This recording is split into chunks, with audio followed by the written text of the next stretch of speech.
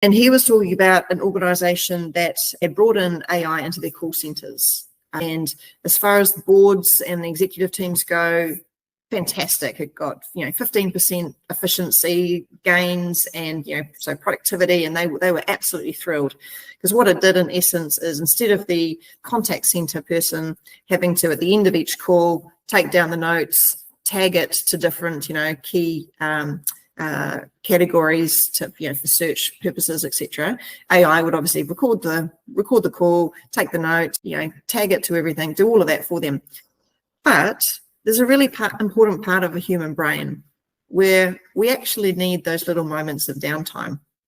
Also, many of us are reflective learners, which means that in between call time was the time where the person would reflect on, gosh, that customer was a nightmare, or, gosh, when they said that, how could I have handled that better? So, they do a bit of reflection, and then the monotony downtime of literally just typing the stuff in gives their brain a space.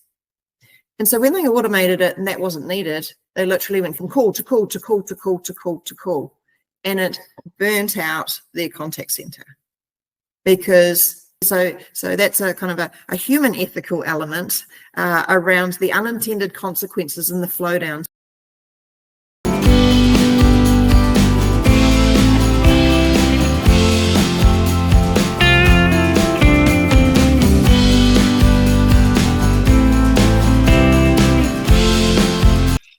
Hi, what does the future of work look like for you? If you have ever found yourself pondering over this wonderful question, you would certainly want to listen in today's session. I am Arun, and you are with the AI with Arun show.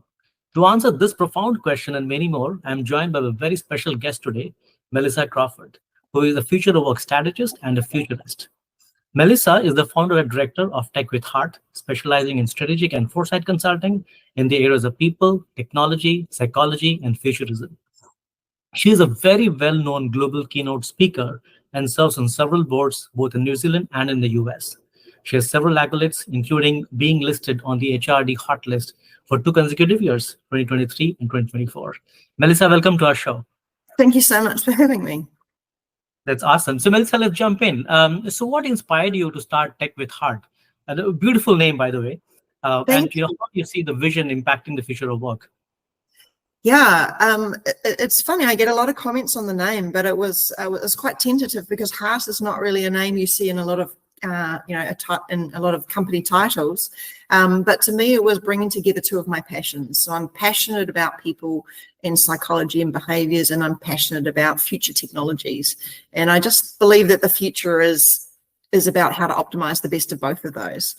So I wanted to be the bridge. I wanted to help technology companies that are building technologies out to be able to sit in and understand those, the nerd conversations, but also be able to bring the kind of people impact. So, bring in the latest psychology, neuroscience research to help them understand the impacts or the unintended consequences, or how to tweak the technology design to be a little bit more human focused.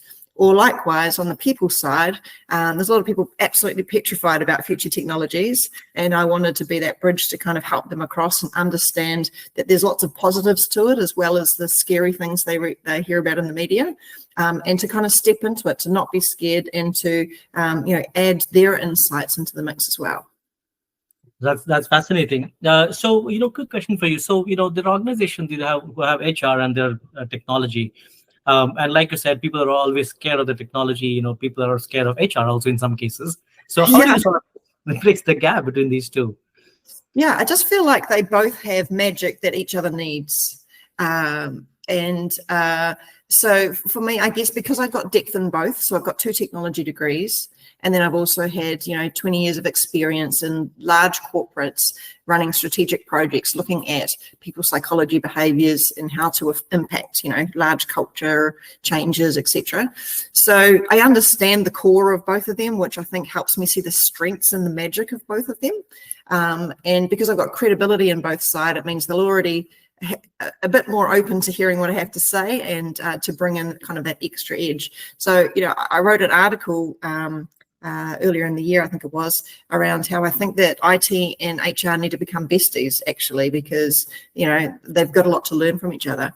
So, for example, Microsoft Copilot implementations that a lot of organizations are going through at the moment, a lot of that is seen as tech projects, but actually there's some absolute fundamental behavioral shifts, capability shifts that will happen with that implementation. So you really need some people in the mix there to kind of help with that rollout. Yeah, no, that's a great example of, Copilot. So let's broaden it a bit, Melissa. So talking about AI in general, right? So, how do you go about implementing AI in the context of HR, and what kind of challenges are you seeing with your current clients? Yeah, I think the main challenge that I'm seeing in the HR community around AI is the lack of knowledge. So, a lot of them don't even realize that there's already a lot of AI in their technology systems. And also when one of their technologies is kind of implemented and it has AI, they kind of have a bit of a set and forget mentality. So, my challenge is kind of working with them to actually understand what the technology is doing, behind the scenes and whichever piece we're looking at, and to help them understand the importance of them keeping that system updated. So, for example, a lot of ATS systems or recruitment systems have a load of AI in there. And, I with one company, I said, okay, well, let's put, you've got a new recruiter role vacant. Let's put your entire recruiting team's CV through there and see how they come through. None of them got through their algorithms. And that caught their attention to go, oh, okay, maybe we need to have a look at this and to actually understand what it's doing. And to challenge it, to sort of say, how was that algorithm evolving over time? Has the data started to skew? Do we need to do any adjustments? But yeah, to actually understand the AI that's behind it. And then there's the other layer, of course, of all the Gen AI elements hitting the workforce, where they need to understand how to use it themselves, obviously, and how to, I encourage them to every day look at their task lists and see what they can use AI for, but to also think of the impact. So, one of the messages I'm sending to the HR community is your talent, their capability is almost doubled overnight with the capacity. So, for example, I'm a very creative person idea-wise. I'm not very creative design-wise. I couldn't draw to save myself. But now with using Gen AI tools, I actually do have the ability to create some pretty amazing things. Likewise, there might be somebody who previously would have to go to somebody else in the team and say, hey, can you do this in Excel for me? Can you put it into a pivot table and can you graph me out the forecast for the next 5 years? Now they don't need to do that. They can get AI to help them with that, as long as they know what they're asking for, right? So that's a fundamental shift when you think about the workforce that you have and the capabilities that they now have at their fingertips. So it's a big shift. Yeah, indeed it is. And Melissa, one of the things that we keep hearing from people is about replacement, right? So like you said, there are some things that you could not do, and now that you are enabled using Gen AI. And one fear that a lot of people have is, is AI going to replace us? So how do you sort of, bring that balance where it's actually enabling people, not truly replacing people or humans? Yeah, I mean, there's definitely that quote going around AI is not going to take your job. It's the people who know AI. So that's definitely doing its rounds predominantly enough so that people are starting to kind of get on board with it. I think for me, if you look at any of the change models, the first step of really change is around awareness. So rather than the kind of if they don't understand how AI works, the best thing you can do is get them to play with it and to actually get them to experience it. A lot of people will tell you stories about AI that they've actually heard from somebody else, or they'll talk about a situation that happened in December 2022 with ChatGPT, and we know how far it's progressed since then. So it's about letting them get in and actually have a play with it, so then they can start to see for themselves how they can use it, and that sort of tends to dissolve the will it take my job role, because they start to think about how they can actually utilize it and augment themselves. So that kind of combination of technology and the best of people. But the other thing I think is there's such a focus on technology at the moment that there's some pretty incredible things that humans can do and that we're capable of and that make us special. And I think it's also just as important that they realize how to heighten those. So lots of my clients were looking at in their processes, looking at creating moments that matter, looking at things that when everybody has technology where everyone's got everything doing the same thing, it's that humanness that's actually going to stand out and be the special thing. So I still don't think robots or AI will be able to replace that. No, that's awesome. I particularly like when you said moments that matter. I read a book about moments that matter and the way they design the experience. Yes, I think you read the same book. Yeah. It's yeah. That was fantastic. So let's just talk to our viewers about some of the AI apps, in particular in the HR world, that you have built or you're helping your clients build that are making meaningful impact in people's lives, both in terms of productivity or just improving the quality of work. Yeah, so there's a range of things. So what I'm really interested in the people space in AI is there are a lot of conversational AI being utilized. And if you think about areas within the people space around coaching, leadership, you look at some well-being elements, some of those factors. If you look at apps that are super popular, like character.ai. I don't know if you've explored that. Although I don't think that's suitable for the workplace, it gives you a real insight to the sorts of things that people are creating these Gen AI chatbots around. But it also shows you a bit of a social side of the need for people to have these conversations that they feel more psychologically safe sometimes than talking to a human about. But how can we leverage that? So I believe everybody will have their own personal assistants, both in life and in their workplace. And so for some companies, we're looking at how you build your own, even if it starts as basic as going into ChatGPT and building your own through the apps feature. With other organizations, there's a really cool company in New Zealand called Groove, Groov, that's really starting to optimize the value of the people data that we've had for a long time, but in a more positive and interactive way to give people feedback. So feedback on leadership, feedback on well-being, feedback on some of those elements, to give people insights and to allow people to lift their skill set on a daily basis rather than a leadership program once every blue moon within their organization. So yeah, I'm seeing it in their learning apps. I'm seeing it in their recruitment apps, specialty apps like the one I talked about with Groove, and then largely getting HR to think about how this is absolutely going to revolutionize learning and development. You're not going to have your sheep-dip learning. You're going to have personalized learning that understands your interests, your learning styles, and how to make it more engaging to you. And my two key words that I always talk about is experiential and personalized. I think that is kind of two key words of the future in the people space. And so how can we leverage AI to do some of that? That's fascinating, Melissa. Great that you shared the name of the company. So on our show, AI with Arun show, we have had two companies in that space. One is Unvary, which is based in India, and the other one is Sprout AI, that they are here in the US. And Sprout AI is fantastic in the sense that they have an AI agent that actually does the recruiting for you. So they'll write the job description for you based on your company format. They'll post it on different job portals. They'll get the profile, interview the candidate. So everything that a recruiter does, it's basically a recruiter, AI recruiter that does the whole thing.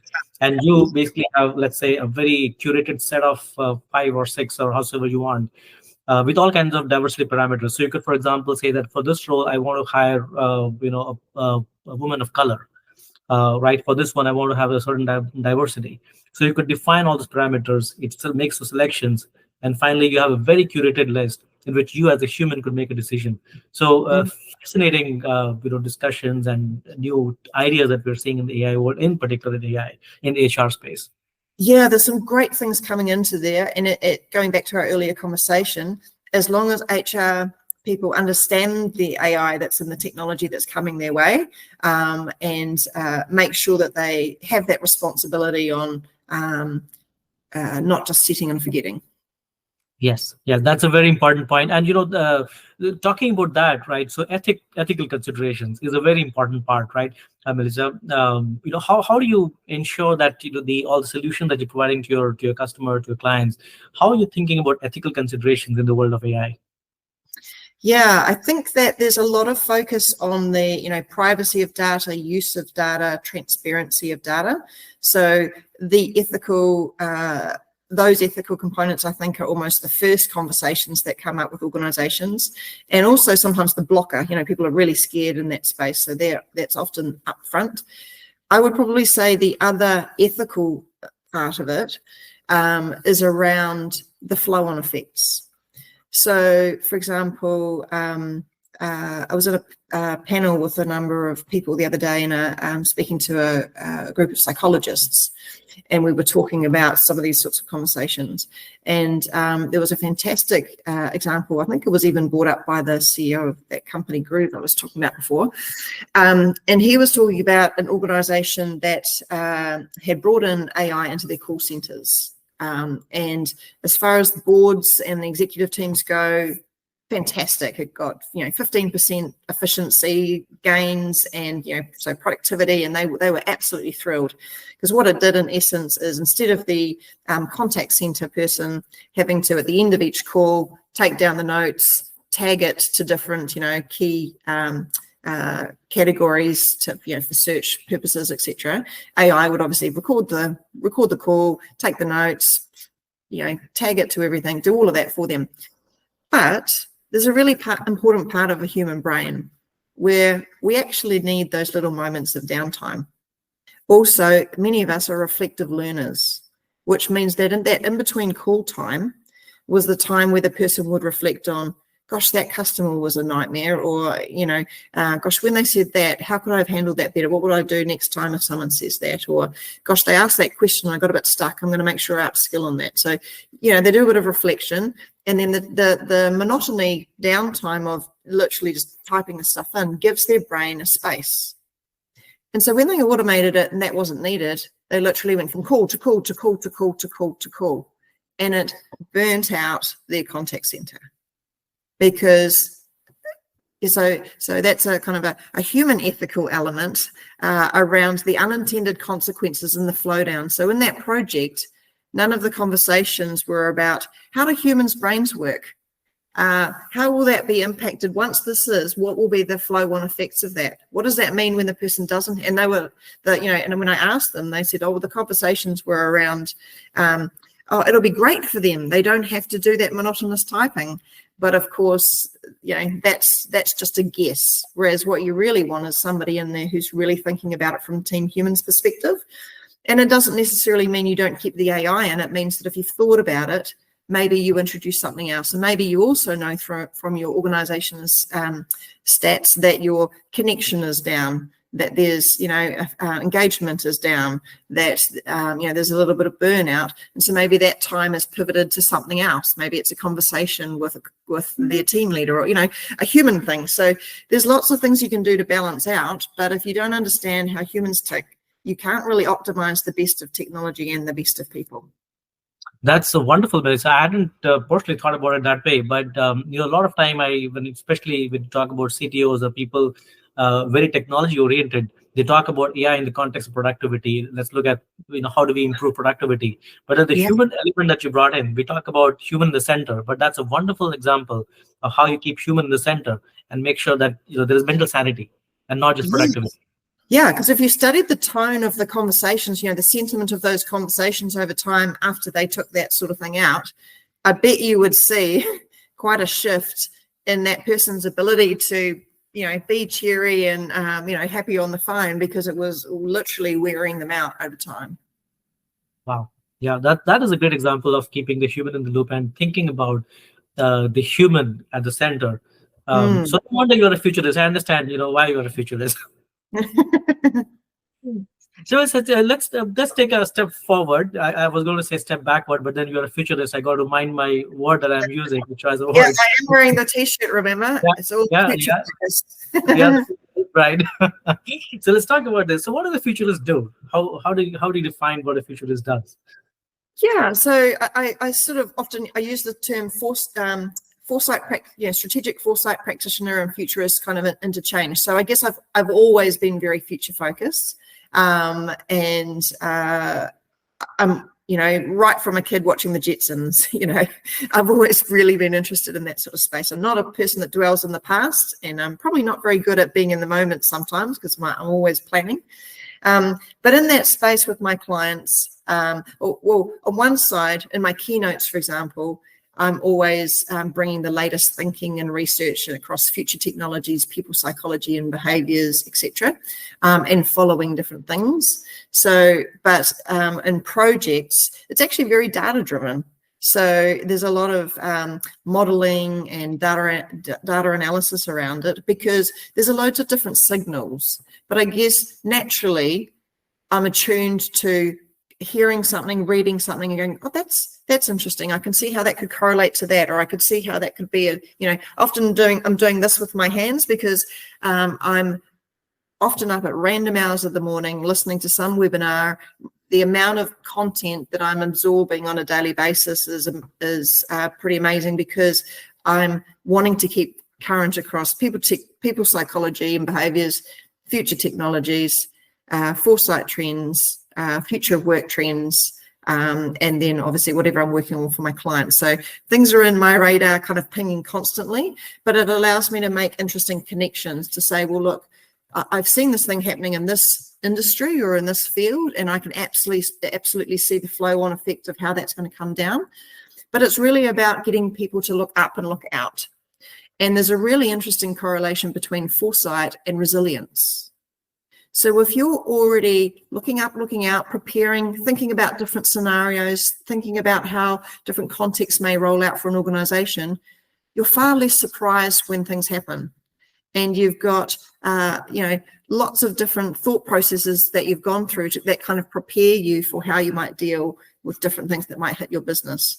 And we obviously can't, it's not a psychic power prediction kind of thing. It's more around, these things have actually been building for a while. And if you're attuned to them, like I've got collections and collections of research that I've been doing for decades now, where I can start to see a heightening trend, or I can start to see, okay, now that this new product might be just in the marketplace and people are saying, oh, it's not going to be, I don't reckon it's going to be good. And I'm like, it might not be good long term, but there's something very interesting about that that's showing you something that's going to be forward. So for example, when mobile phones first came out, if you remember the really big ones, the brick, you can absolutely imagine lots of people saying, well, that's not going to ever happen. Who'd want to carry around one of those? I'm not going to.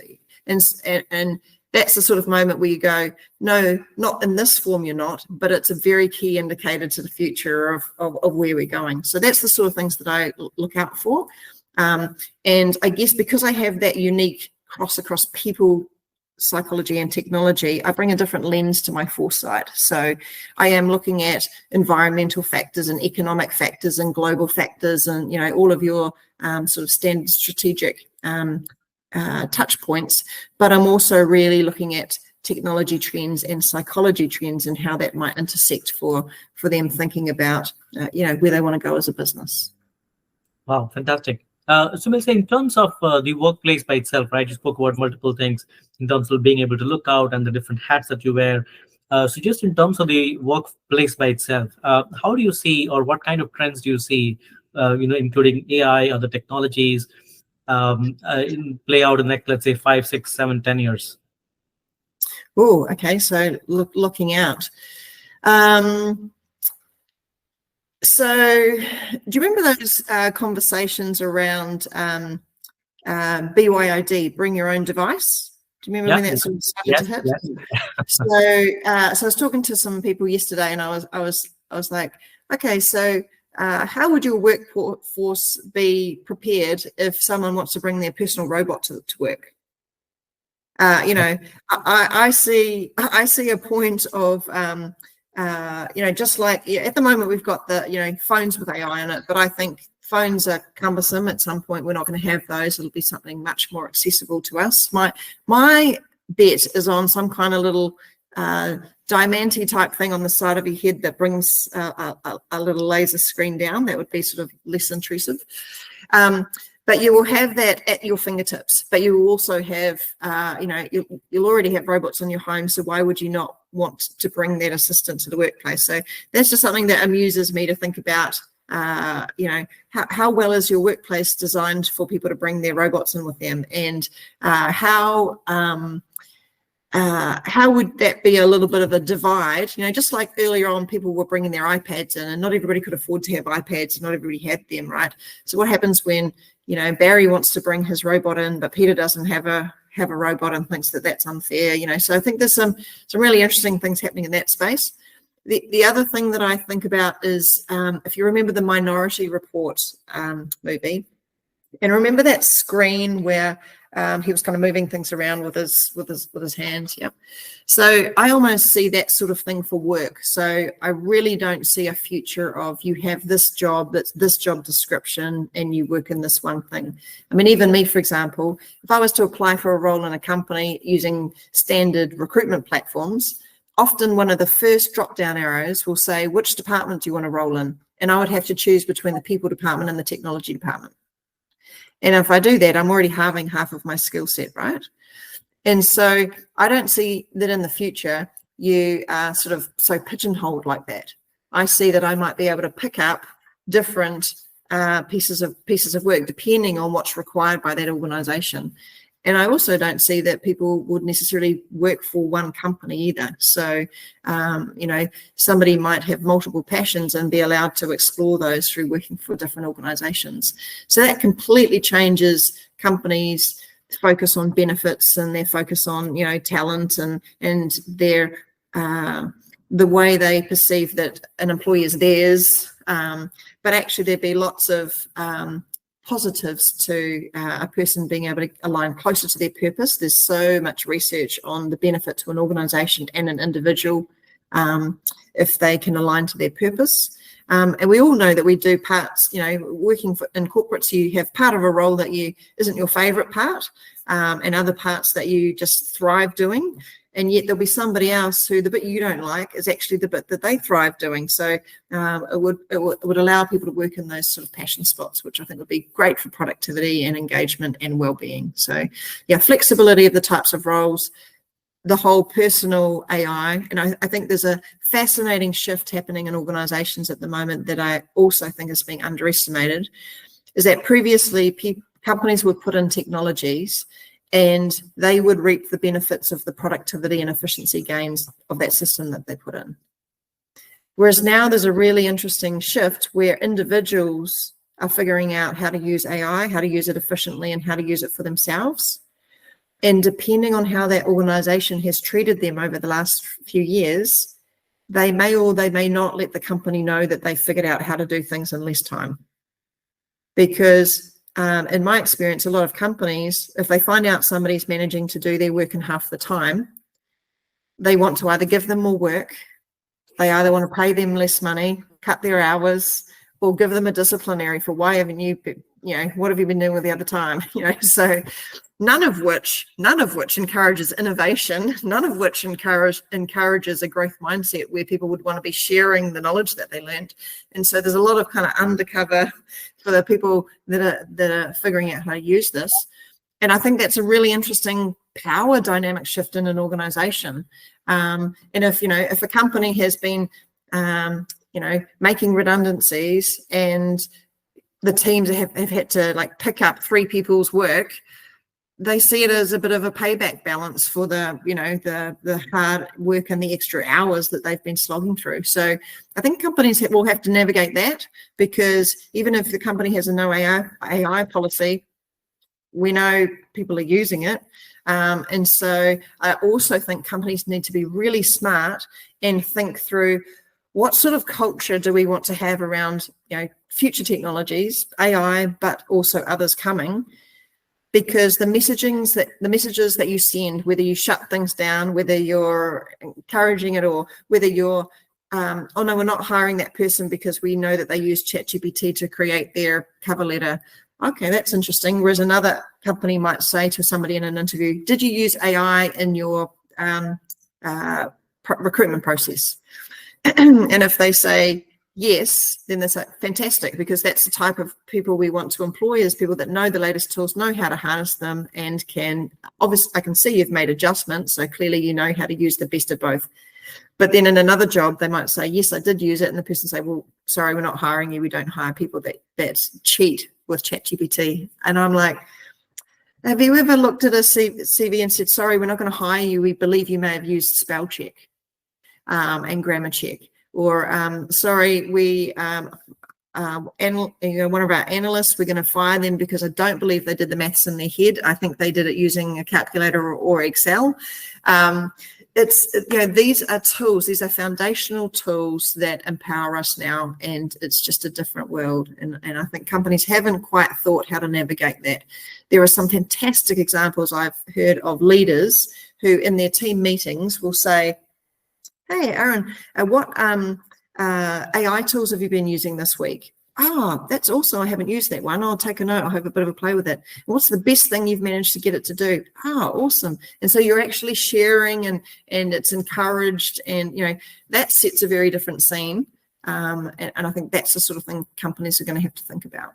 Dynamic shift within organizations, that the individuals now have AI in the power of their hands. It's not just big corporates that can afford it.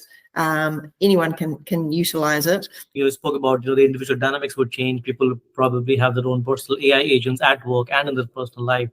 I know you're also an expert in Metaverse, right? And there's been a lot of discussion about the Metaverse, right? Yes. How does that come in the future of workplace? Yes, yeah. You've hit a little favorite topic of mine. I'm a certified Metaverse expert. And I'm on the World Metaverse Council. So yeah, I'm definitely interested in that space.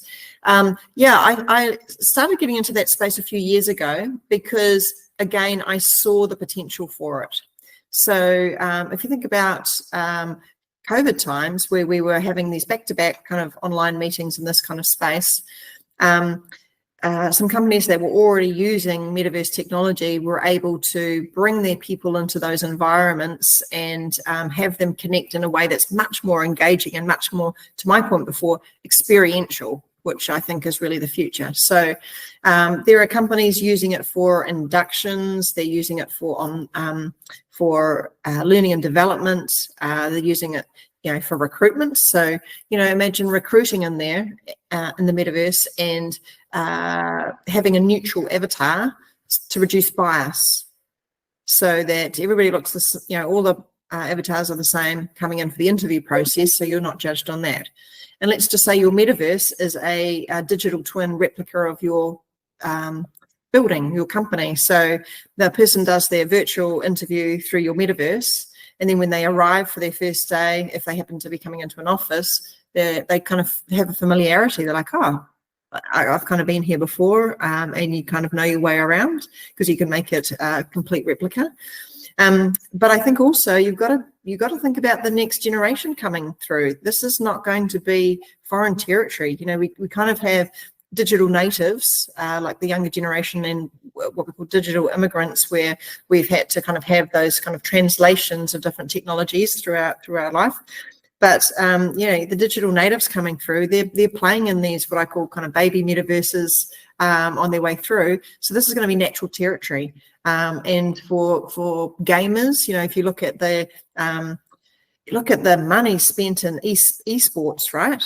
They will have the dexterity and movement to maneuver through these kind of worlds that, my first couple of ventures into the metaverse were much more unnatural, as I think I walked my avatar like a drunk person in my first day in a metaverse, trying to use my arrow keys to kind of maneuver my way around. So I think it's going to completely as we start to integrate some of the different technologies. So if you look at the VR headsets and their evolution coming through, Once they get to much more lightweight, accessible, and price-wise accessible, and that starts to integrate with metaverse technology, I think that's going to be where things start to cross over. But even Microsoft putting it into some of their Teams components of metaverse technology into Teams meetings, I think we're just going to see that start to shift. So if it's in your daily work tool, then you start to kind of get used to those things. But it's a bit of a slow evolution, and it's AI basically started to take over, and all investment went into that space, and metaverse has kind of disappeared for a while. But it's definitely one of those things I think we're going to see coming back. Yeah, and certainly so, right? To the point that Zuckerberg decided to change the name of his company from Facebook to Meta. Yeah, exactly. Yeah, it was funny timing, and then metaverses kind of went, ooh. And I do think for work purposes, you're probably not going to take people into a Facebook metaverse for work meetings. That probably, I could have forecast that. But I think that there's really interesting opportunities for more engagement opportunities in metaverse type technology, rather than an email, rather than a kind of flat Zoom meeting. There's something much more experiential. I'm sure you've been in some yourself. You feel like you're there. You're walking around. You can hear your feet walking on the pavements. You can, and there's some great corporate ones, like probably Virbela, Virbela. I know PwC have a campus in Virbela. There's lots of people already dabbling in it and using it for conferences and all sorts of interesting things. Yeah, no, that's right. A lot of companies are dabbling in the metaverse, and that actually is very exciting, because you spoke about AI, you spoke about metaverse, and the way I see it is people's personal and professional lives have started to get blurred. Yes. Right, so I could be on my office laptop doing some of my office work, and then I also have a tab that's open for buying, I don't know, maybe a book for my daughter's birthday or something like this. Right. So how do you see this interplay of technology, be it the AI or be it the metaverse? How do you see them interplay into that blurry line between personal and professional life? Yeah, I think the only tricky part of that is security, but actually there's actually two parts. I'd say there's, if I go left brain wise, I'm thinking security. If I go right brain wise, I'm thinking well-being. So that shut off, and how do we actually protect a little bit? How do we allow people to bring in what they want, but how do we make sure that they don't blend too much? For example, I was talking to some of my clients yesterday about the psychology research around transitions, and particularly door transitions. So, back in traditional working, we left our house to go to work. We went through a door to leave our house to go to work. Then we walked into the door of the company, and we worked there for the time period. Then we walked out that door, and then came home in whatever way, and then walked into our house. So all of those doors were actually big transitions, which from a psychological perspective, actually were really significant. They allowed our brain to go, okay, now that's over. Okay, now I'm into here. It gave us some clear divides. Whereas, I'm working from home today. I'm not going to have any of those transitions unless I fake it and make myself walk out the front door and kind of come in. And so your brain doesn't have that. And so, often I'll be, sitting with my husband in the evening, and I'll say to him, I haven't unwound yet. Like my brain is still, because I've literally just come from downstairs or whatever and sat down. And so I think we have to be a little bit careful of that when our technology makes that so smooth for us that it's very hard for that divide. So that would be from my psychology side of things, that would be something to kind of think about.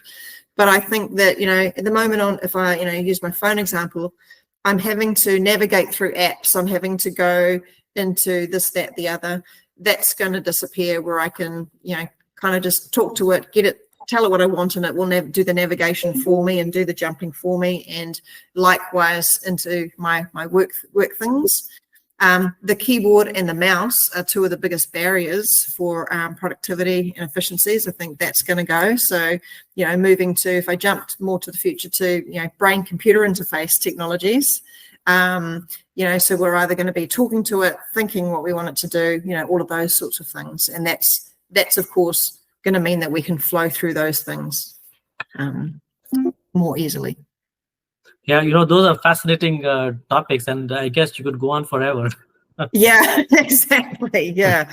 I mean, there's so many different technologies, right? IoT devices, the integration of IoT devices, into what you will have in your personal life and what you will therefore be also bringing into the workplace. Metaverses, as we talked about, drones, brain-computer interfaces. Yeah, there's lots of exciting technologies. Robotics. I think AI and robotics are going to be two of the dominant ones that massively impact the shape of the workforce.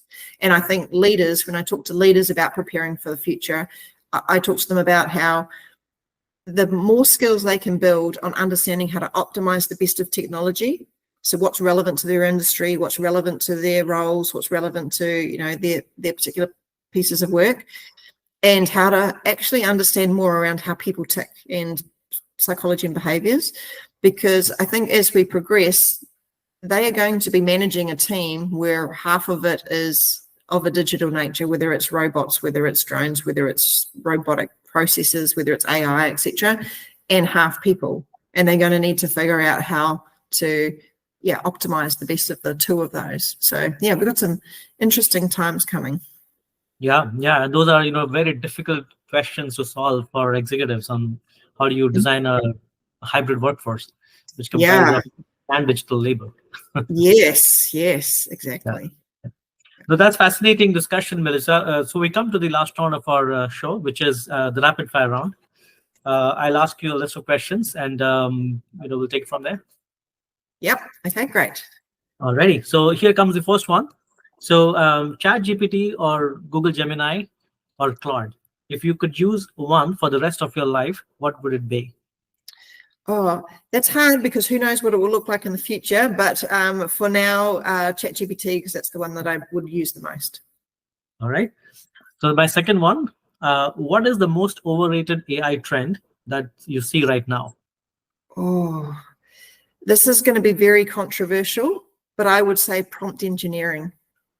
The reason I say that is I remember back when we, with the internet, where we used to have to search travel plus France plus this minus that.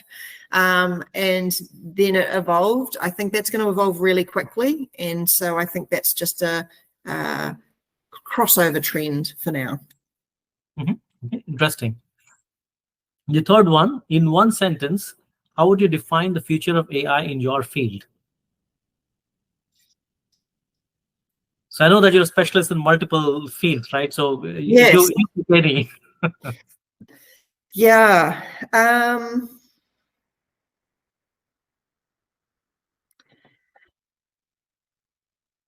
To me, it comes back to what I said before around how do we optimize the best of AI and the best of, so the best of, actually I'll broaden it, the best of technology, future technologies, and the best of people and humanity. That is kind of where I see the future for my field.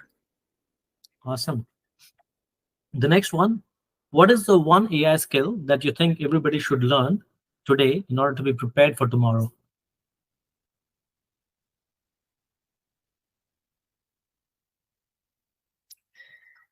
I'm going to go to, I'm going to say that if you're very left brain oriented, then I would go and leverage your EQ. I would ramp up your EQ to balance that out.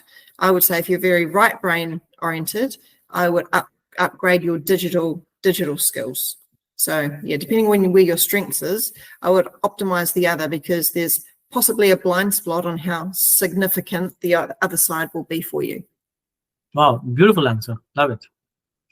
And then the last one, if AI could take over one of your daily tasks completely, what would it be? Email. Hands down.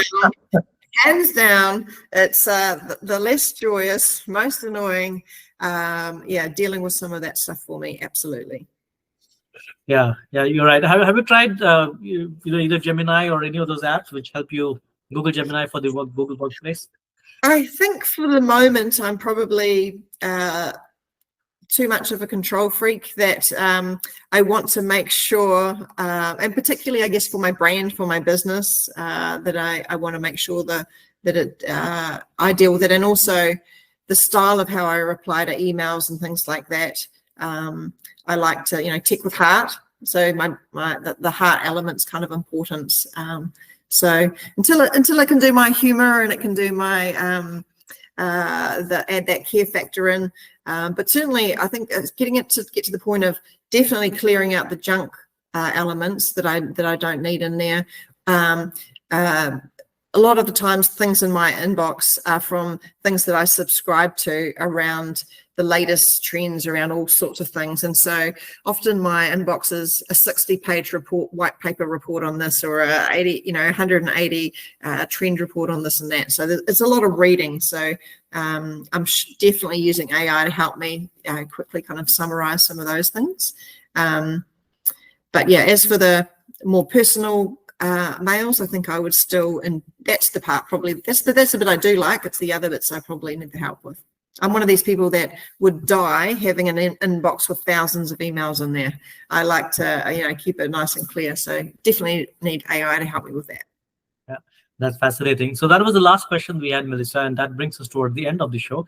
Any closing remarks from you? Yeah, I guess I really think that it's an exciting future. As I said, I do think the future is bright. I think it's incredibly exciting. There is definitely two sides to everything, and so I really just, this podcast is focused on AI. So I would just really encourage people to, if you're very knowledgeable and skilled in the AI space, and you happen to be really good at explaining it in a nice, clear way, how can you support some of the people around you to lift their skill sets up? Because it will be an important game changer. And there's a lot of people who are still nervous and aren't quite sure how to apply it. So the more we can help others around us in this, I think will be great. And likewise, if you're very technical and you have people in your network who have experience with some of kind of that humanness, have high EQ and behavioral cycle, some of those things. How could you stretch yourself a little bit to understand some elements from their perspective? So I think that would make you a better designer of technologies if you can design with a little bit of that in mind. Wonderful. No, thank you, Melissa. This has been very, very insightful. Thank you for your time. Yeah, no problems. I only wish I could have asked you all those questions back. Maybe another day. Yeah. Thank you.